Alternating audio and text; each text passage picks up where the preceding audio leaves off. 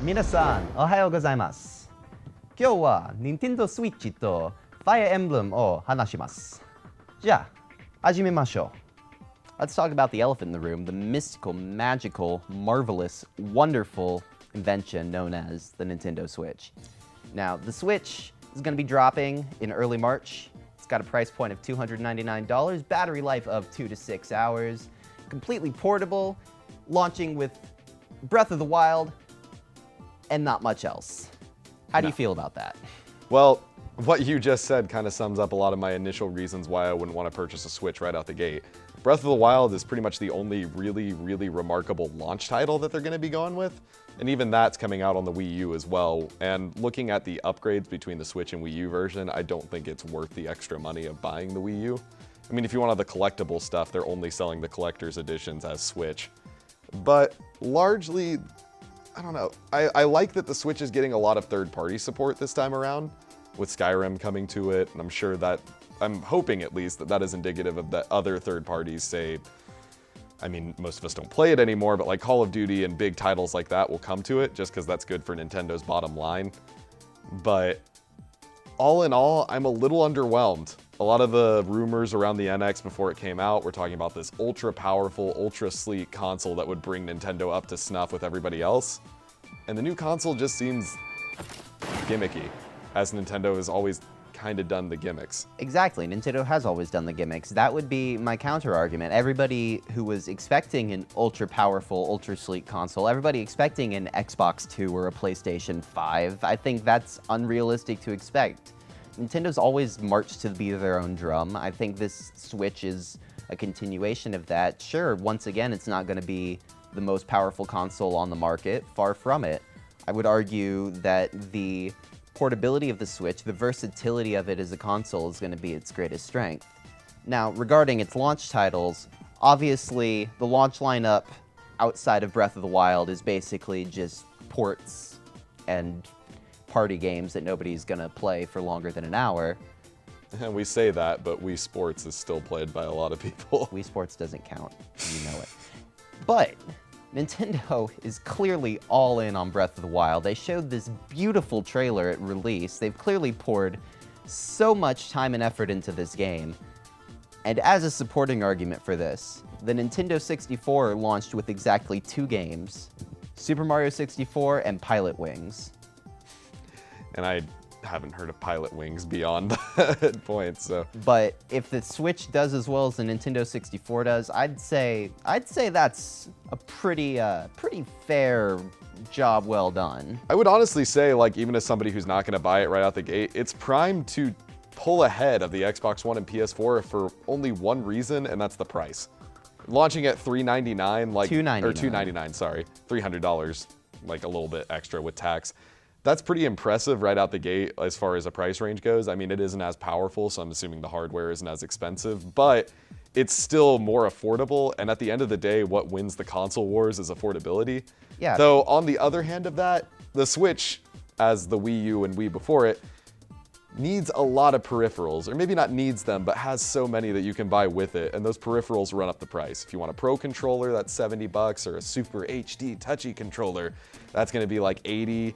It's like all this special stuff that they sell outside the console kind of negates what you save buying that console. Right, yeah, and the other caveat with the price point is that Nintendo's rolling out paid online service, which is, I don't know.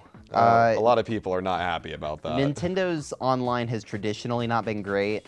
As it stands now, it's online in its current form, I probably wouldn't pay for it. But who knows, maybe this is a sign that they're going to step it up.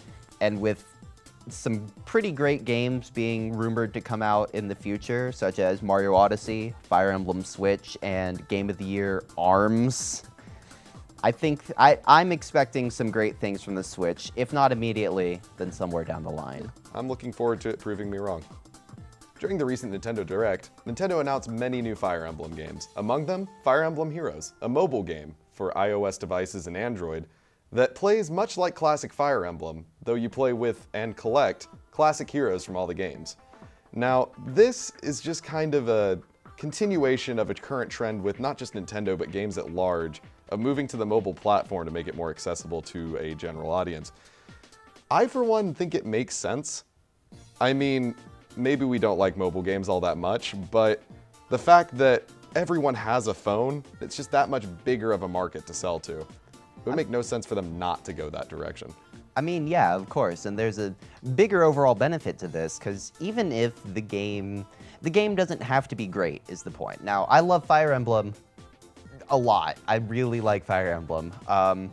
I'm not entirely sold on Heroes. I've heard the gameplay is going to be a bit more real-time strategy focused than the traditional tactical RPG that Fire Emblem tends to be, and I'm not quite sure how I feel about that. That, I would argue, is not the point. The point is, Nintendo keeps making these games for major franchises on mobile. Fire Emblem being the latest. They've done Pokemon Go, they've done Mario Run. The point is, both Pokemon Go and Mario Run were immediately followed by either the release or the reveal of a game in that series that looks really good. Like, Pokemon Go was followed up with Sun and Moon, which are considered the best Pokemon games in a long time. Now we've got the reveal of Mario Odyssey, which looks to be a step in the right direction for the Mario franchise that's really, in my opinion, been kind of on a low note since Galaxy. And I mean, you could say that these mobile games, in a way, help ensure that quality. It's just another source of income that they can then turn that money back around in producing more quality titles for consoles or for PC if it's not Nintendo. Other companies are getting involved in the mobile game market. As well as it just kind of, I guess, legitimizes mobile gaming. You're seeing like these big developers who usually wouldn't touch this stuff, that were always like, I'm gonna make things for these consoles because they're great. But now they're saying, you know what, there's potential here. There's something that we can do with this platform. It is legitimizing it. And your original point about how it's another source of income, that was going to be exactly my point with what I was talking about, where you make these mobile games, sure, maybe they're mediocre, but they're hyped up, everybody's playing them. They may be nothing but quick cash grabs, but if you grab all of that cash, then you have enough cash to make something special. So maybe Fire Emblem Echoes, the remake of the second Fire Emblem game, or Fire Emblem from the Switch out in 2018, I think those definitely have the potential to be great thanks to the extra budget that Fire Emblem Heroes is bringing in. Oh yeah, and I'm sorry, I couldn't help but like giggle a little bit. You could talk about like cash grab. I'm picturing like the CEO of Nintendo, or Reggie, because I always picture Reggie. I'm gonna picture Reggie just sitting in one of those boxes with the money like floating around him, just being like, oh. I could see that happening in a Nintendo Direct. That is a metaphor. That is a metaphor for the free-to-play model. That is perfect, and I really hope that they make him do that at some point. I'd pay to see that. I'd throw money into the box for it. Yeah. But no, it's definitely indicative of a larger move of the gaming industry at large. And if Nintendo is on this, you gotta believe like Microsoft will ramp it up, and other companies like Sony will ramp up their own mobile divisions. Because it is a huge market that has been largely untapped by most major developers. So seeing them come in is really an interesting move for the industry. Спасибо за вижу. Давайте Video Game Час Live. Да.